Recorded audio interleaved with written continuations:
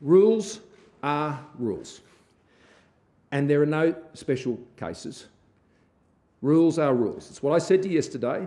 That's the policy of the government and has been our government's strong border protection policies, and particularly in relation to the pandemic, that has ensured that Australia has one of the lowest death rates from COVID anywhere in the world. We were one of the first countries to move on shutting our borders. We were criticised at the time, but it was the right decision. And we have maintained those important border controls over the entire period of the pandemic. We have tightened them even further on occasion. Again, we were criticised for doing that, but it was the right decision. And we will continue to make the right decisions when it comes to securing Australia's borders in relation to this pandemic. Now, our government has strong form when it comes to securing our borders. I don't think anybody doubts that, and they know that I, both as Prime Minister Treasurer and particularly as Minister for Immigration and Border Protection, have a very strong view on this. And I want to thank the Australian Border Force officers for doing their job, implementing the government's policy. And the ABF has done their job. Entry with a visa requires double vaccination or a medical exemption. I'm advised that such an exemption was not in place, and as a result, he is subject to the same rule as anyone else. I also want to stress that ultimately, this is the responsibility of the traveller.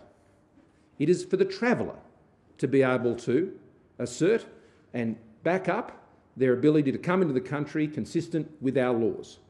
So they'll take advice from many places.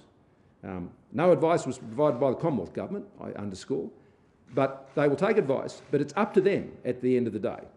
And if they don't comply with the rules, then the Australian Border Force will do their job, and they have done their job.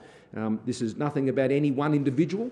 It is simply a matter of following the rules. People try to run the border all the time, by the way. You know, people come with a visa but may not satisfy other requirements for entry. And people are put on planes and turned back all the time.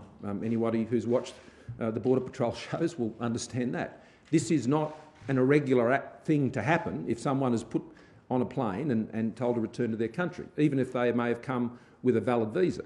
A visa is one issue, but you have to have a double vaccination, because that's the country's rule for entry into the country, and that is assessed at the border. And we don't have Border Force officers in every airport around the country. And he provided information to the airline to allow his entry onto the plane. But people get on that plane. That is not an assurance that they'll be able to come through Australia's border at the other side. It wasn't a problem necessarily with the visa. There are many visas granted. And if you have a visa and you're double vaccinated, well, you're very, very welcome to come. And I think what this says to everybody in Australia, people are welcome in Australia. But if you're not double vaccinated and you're not an Australian resident or citizen, well, you can't come.